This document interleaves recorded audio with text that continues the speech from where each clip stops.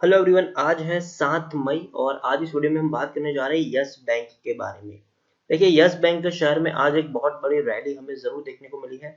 Share 7.5% तक उछल गया है और इवन मॉर्निंग में 31 रुपीज तक शेयर पहुंचा था। 31 रुपीज तक बहुत बड़ी छलांग थी। 10% से भी ज्यादा का ग्रोथ देखने को मिला था। 10% क्या, इवन 15% तक का ग्रोथ हमें देखने को मिला था, लेकिन बाद में शेयर धीरे धीरे टूटता गया। तेजी की वजह ये थी कि यस बैंक के नतीजे आए हैं और नतीजे हालांकि अच्छे तो नहीं हैं, बुरे ही हैं, लेकिन इससे ज्यादा बुरे नतीजों की उम्मीद की जा रही थी। तो इसी वजह से शेयर में थोड़ी सी रैली हमें जरूर देखने को मिली है। तो इस वीडियो में हम बात करेंगे कि क्या इन नतीजों पर और जिस प्राइस पर शेयर ट्रेड कर रहा है उस प्राइस पर खरीदारी करना सही रहेगा कि नहीं। तो वीडियो को शुरू करने से पहले अगर आपने अभी तक चैनल को सब्सक्राइब नहीं किया है तो प्लीज अभी इसे सब्सक्राइब कर लीजिए, क्योंकि आगे भी बहुत सारे वीडियोस हैं जो आपको काफी ज्यादा हेल्प करेंगे। तो चलिए शुरू करते हैं। तो जैसे कि आप देख सकते हैं कि 28 रुपए के ऊपर ये शेयर ट्रेड कर रहा है अभी, और एक बहुत बड़ी रैली आई है। 7.5% का ग्रोथ जरूर है। पिछले एक महीने की हम बात करें तो एक महीने में 15% का ग्रोथ है। आप देखिए, 24 रुपए तक का लो था। एक बहुत बड़ी रैली आई थी इससे भी पहले शेयर में, 29-30 रुपीज तक शेयर पहुंच गया। फिर गिरावट आई, 26 पर आ गया, फिर तेजी आई, 28 पर गया, फिर गिरावट आई, 26 पर आया, अब फिर तेजी है, 28 पर आया है शेयर। पिछले एक साल की बात करेंगे तो हम देखेंगे कि 82-83% की भयंकर गिरावट चल रही है भाई। 170 रुपए शेयर गिरता हुआ नीचे आया है, गिरावट आई, बाउंस बैक किया, गिरावट आई, बाउंस बैक किया, गिरावट आई, फिर बाउंस बैक किया, फिर गिरावट आई। पिछले 3 साल की भी अगर हम बात करें तो 3 साल में यस बैंक के शेयर में 91% की भयंकर गिरावट है। 390 रुपए के आसपास का हाई था। 390 रुपए के आसपास शेयर ट्रेड कर रहा था, बढ़िया चल रहा था। और इवन जब शेयर 390 रुपए के ऊपर पे ट्रेड कर रहा था तब लोग कह रहे थे कि 450 रुपए तक भी शेयर जाएगा। लेकिन बाद में हुआ क्या, राणा कपूर को उनकी पोस्ट से हटाया गया, शेयर में भयंकर गिरावट आई। फिर शेयर ने थोड़ा बहुत बाउंस बैक करने की कोशिश जरूर की, लेकिन उसके बाद उन्होंने मार्च क्वार्टर के नतीजे पोस्ट किए। 1500 करोड़ का लॉस आया, शेयर में धीरे धीरे गिरावट आती चली गई और उसके बाद इतनी बड़ी गिरावट आती चली गई, हर क्वार्टर में लॉस इनके बढ़ते चले गए। उसके बाद एक और सबसे बड़ी जो डेंट लगा तब लगा जब आरबीआई की तरफ से बता दिया गया कि यस बैंक में जो डिपॉजिटर है, मतलब कि जिन्होंने यस बैंक में पैसा जमा कराया है, जिनके अकाउंट्स हैं, वो महीने में 50,000 से ज्यादा का रुपए नहीं निकाल सकते। और शेयर टूट के बिखर गया, 16 रुपए तक आ गया शेयर, 16 रुपए तक। बाद में बाउंस बैक किया जब खबरें आना शुरू हुई कि यस बैंक को बचा लिया गया है, यस बैंक का जो क्राइसिस आया था, यस बैंक में जो दिक्कतें थी उसको सॉल्व कर लिया गया है, उसको बचा लिया गया है। स्टेट बैंक ऑफ इंडिया ने यस बैंक को अक्वायर कर लिया, टेक ओवर कर लिया है। Even state Bank of India ने 48% से 50% की हिस्सेदारी यस बैंक में खरीद ली है। अब controlling stake State Bank of India के पास है। 7,250 करोड़ रुपए का निवेश किया है। 725 crore share state Bank of India के पास है। और शेयर में धीरे धीरे तेजी आती चली गई, वो हम सब ने देखी। उसके बाद थोड़ी थोड़ी और खबरें भी आती चल रही जो यहाँ पर है। उसके बाद थोड़ी थोड़ी और खबरें भी आई कि भैया आईसीआईसीआई बैंक ने भी 100 करोड़ शेयर खरीदे हैं, एचडीएफसी बैंक ने भी 100 करोड़ शेयर खरीदे हैं। उसके बाद कोटक महिंद्रा ने खरीदारी की है, एक्सिस बैंक ने खरीदारी की है, फेडरल बैंक ने खरीदारी की है, आईडीएफसी फर्स्ट बैंक ने खरीदारी की है, बंधन बैंक ने खरीदारी की है। शेयर ऊपर चला गया, 60 रुपए तक पहुंचा। और जिस दिन इसने 60 रुपए का हाई बनाया था उस दिन ये शेयर 80 रुपए तक भी पहुंच गया था। 80 रुपए तक भी ये शेयर तब पहुंच गया था, लेकिन बाद में धीरे धीरे धीरे धीरे धीरे शेयर टूटता चला गया। एक बबल बना था, एक बहुत बड़ा बबल बना था यहाँ पर। और याद रखें, स्टेट बैंक ऑफ इंडिया की हम बात करें या फिर जितने भी बैंक जिसका मैंने अभी नाम लिया, उन सबको यस बैंक का शेयर 10 रुपए के भाव से मिला है, 10 रुपए के भाव से। ठीक है, तो हमें सबसे पहले मैं यही कहूंगा कि भैया भले उन्होंने निवेश किया, लेकिन हाँ उनका पैसा फंसा है, मतलब कि वो शेयर बेच नहीं सकते। मतलब 75% की होल्डिंग वो 3 साल तक तो उनको होल्ड करनी ही पड़ेगी। 25% की हिस्सेदारी वो बेच सकते हैं। और वही हुआ। कुछ बैंकों ने बेच भी दिए, जैसे कि कोटक महिंद्रा बैंक ने कुछ शेयर्स बेच दिए, आईडीएफसी फर्स्ट बैंक ने बेच दिए, बंधन बैंक ने बेच दिए। तो इन छोटी छोटी बैंकों ने क्या किया, शेयर बेच दिए, तकरीबन 15 से 20% के शेयर्स बेच दिए और अच्छा खासा प्रॉफिट भी बुक कर लिया, क्योंकि भैया उनको तो 10 रुपए के भाव से मिला था। हालांकि लार्ज कैप स्टॉक है ये, 38,000 करोड़ के आसपास का मार्केट कैप है इसका। एनएसई में अगर हम बात करें तो 8 करोड़ से भी ज्यादा का वॉल्यूम ट्रेड है। और अभी वक्त हुआ है दोपहर के 12:30 बजे हैं। दिन खत्म होते होते ये वॉल्यूम ट्रेड और ज्यादा बढ़ जाएगा। यहाँ पर हम अगर बात करने जाए शेयर होल्डिंग की, अगर मैं बात करूँ तो प्रमोटर की आप देखिए, प्रमोटर बेच रहे हैं, एफआईज बेच रहे हैं, म्यूचुअल फंड बेच रहे हैं, इंश्योरेंस कंपनी शेयर बेच रही है, सब लोग यहाँ पर बिकवाली पर उतर आए हैं। प्रमोटर की होल्डिंग 8.33% की हुआ करती थी पिछले क्वार्टर में, वो सीधी 1.42 हो गई। 15% की होल्डिंग भैया 2% से भी कम है एक ही क्वार्टर में। म्यूचुअल फंड 5% की होल्डिंग 1% भी नहीं रही एक ही क्वार्टर में। 8% की होल्डिंग 2% से भी कम है इंश्योरेंस कंपनी की एक ही क्वार्टर में।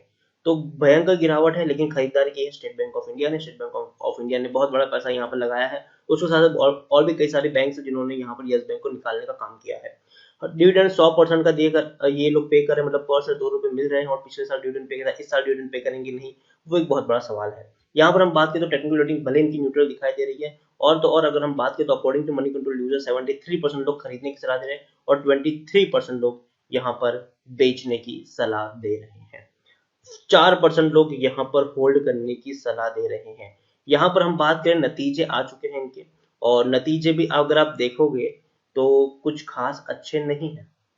3,665 करोड़ से भी ज्यादा का लॉस बुक किया है मार्च क्वार्टर में।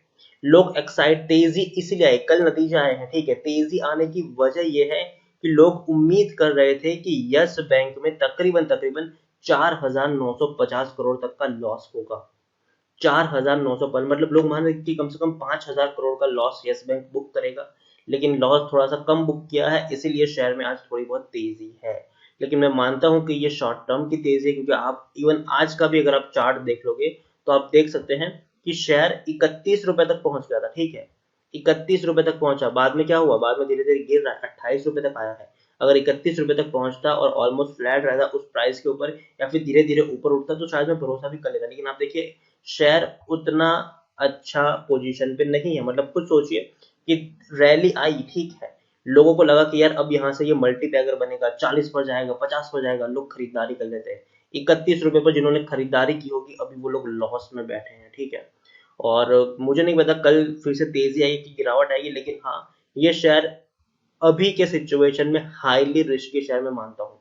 क्योंकि आप खुद देखिए भाई, नतीजे आप देखिए, 3,665 करोड़ से भी ज्यादा का लॉस बुक किया है। दिसंबर में 18,500 करोड़ का लॉस, सितंबर में 600 करोड़ का लॉस, जून में 113 करोड़ का प्रॉफिट था, लेकिन मार्च में 1,500 करोड़ का लॉस। तो लॉस ही लॉस यहाँ पर देखने को मिल रहे हैं। जिन बैंकों को 10 रुपए के भाव से शेयर मिला था वो भी बिकवाली कर रहे हैं, वो भी बेच रहे हैं शेयर्स को। तो आप खुद समझ सकते हैं कि किस तरीके की दिक्कत से शेयर जूझ रहा है। अब खुद देखिए कि शेयर होल्डिंग किस तरीके से गिरी है। प्रमोटर की होल्डिंग 18% हुआ करती थी, सीधा 2% से भी कम। एफआईएस की होल्डिंग 31% हुआ करती थी, 2% से भी कम। इंश्योरेंस कंपनी की होल्डिंग 9% हुआ करती थी, अभी तो वो 1% से भी कम हो चुकी है, अभी जो लेटेस्ट डेटा है उसके अकॉर्डिंग। और सॉरी, म्यूचुअल फंड की होल्डिंग 9% हुआ करती थी, वो 1% से भी कम है। इंश्योरेंस कंपनी की होल्डिंग 9% थी, वो भी 2% से भी कम देखने को मिल रही है। तो भैया सब लोग बिकवाली कर रहे हैं, सब लोग बिकवाली कर रहे हैं। और तो और एनपीएस जो है, आपको सोचिए कि मार्च के ये नतीजे हैं, तो जून में क्या होगा जब ऑलरेडी बैंकिंग सेक्टर एक बहुत बड़े स्ट्रेस से गुजरेगा। हम सबको पता है कि जून में क्या हालत होने वाली है। अप्रैल महीने का नतीजे होंगे, मई के होंगे और जून के होंगे। तीनों महीने के नतीजे मिलाकर जून क्वार्टर बनता है, और उस जून क्वार्टर के जो नतीजे आएंगे वो उतने अच्छे नहीं होंगे। रीजन ये है कि अप्रैल महीना पूरा लॉकडाउन रहा, मई महीना आधा लॉकडाउन में निकल जाएगा, इवन हो सकता है कि पूरा का पूरा मई महीना भी लॉकडाउन में निकल जाए। अब बचा जून महीना। जून महीने में आप खुद देखेंगे कि बहुत सारी कंपनियां, जो छोटी कंपनियां हैं, वो कोविड-19 कोरोना के चलते बर्बाद हो सकती है। काफी लोगों का जो नौकरियां हैं वो तक जा सकती है, और ऐसे सिचुएशन में बैंक्स में डिपॉजिट बढ़ेगी नहीं बल्कि कम होगी। बैंक्स की डिपॉजिट कम होगी ऐसे सिचुएशन में। और इवन यस बैंक की जो डिपॉजिट एक साल पहले जो हुआ करती थी, उससे आधी से भी कम डिपॉजिट अभी के वक्त में यस बैंक में देखने को मिल रही है। तो ओवरऑल मैं यही कहूंगा कि यस बैंक में जितनी चीजें साफ दिखती है उतनी है नहीं।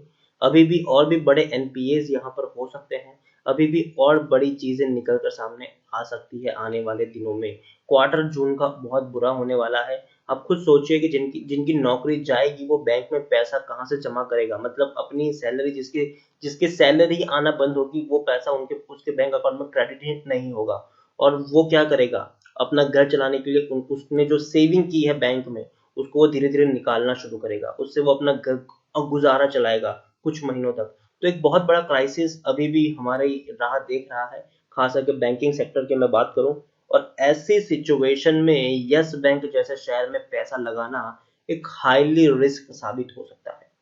तो मैं अभी भी यही कहूंगा कि भले नतीजे चाहे कैसे भी हो इसके, लेकिन अवॉइड करें इसको, अभी अवॉइड करें। बहुत ही रिस्की शेयर है ये। भले बहुत सारे लोग आपको कह रहे होंगे कि भैया शेयर 40 पर जाएगा, 50 तक जाएगा, लेकिन अभी के सिचुएशन में बहुत ही हाईली रिस्की शेयर है। आप फंडामेंटली स्ट्रॉन्ग शेयर को ही चुने, ना कि कोई ऐसा शेयर जो एक हाईली रिस्की जोन में बैठा हो।